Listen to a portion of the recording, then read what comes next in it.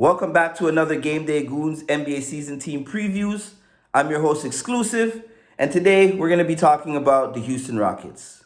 Now, the Houston Rockets did some major overhauls in the offseason, bringing in Fred VanVleet. They also brought in Dillon Brooks. They also brought in Reggie Bullock, Jeff Green, Jack Landale, Aaron Holiday, Jermaine Samuels, as well as drafted Amen Thompson and special player Cam Whitmore, who fell to them at number 20 and is said to be the steal of the draft.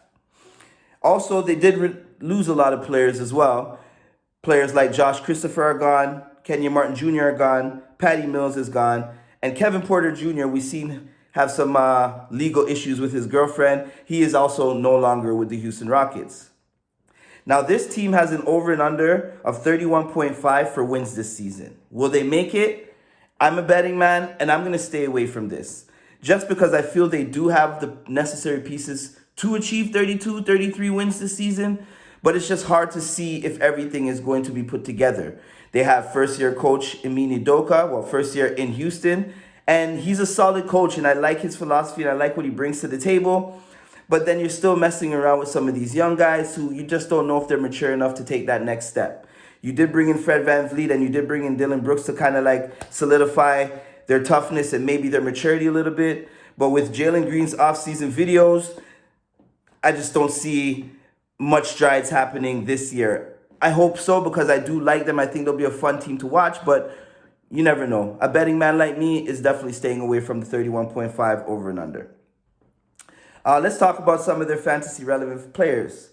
I think the number one guy on their team that we can all agree on would be Fred VanVleet. He has an ADP of 33. Last year, he averaged 19.3 points, 4 rebounds, 7 assists, and just shy of 2 steals. My only problem with Fred VanVleet is that he's a chucker, and he did that all while shooting under 40% from the field. Now, if he can get his percentage up just a little bit, he's definitely a top 20 player in any fantasy league across the board. Next, we're going to talk about Sengun. Sengun has an ADP of 55.3. Last year, he averaged 15 points, 9 rebounds, 4 assists, and he did it with almost 1 steal and 1 block a game. This young man is a stud. I would suggest you draft him he should never go undrafted. He's a young player, and he's making a big impact on that roster, and he's going to be making an impact for years to come. Another player that they have that is very fantasy relevant, in my opinion, is second-year forward Jabari Smith Jr.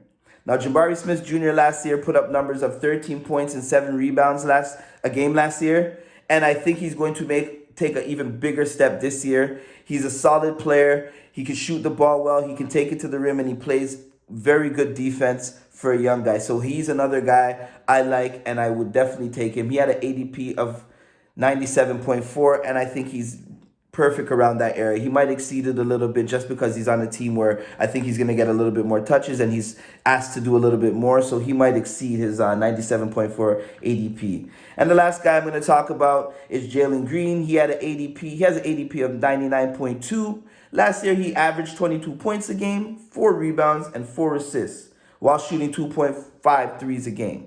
Very solid performer. I really think he's going to take some big strides. I just want some of those off-court antics to stop so that he can take his game a little bit more serious and his peers can take him a little bit more serious as well.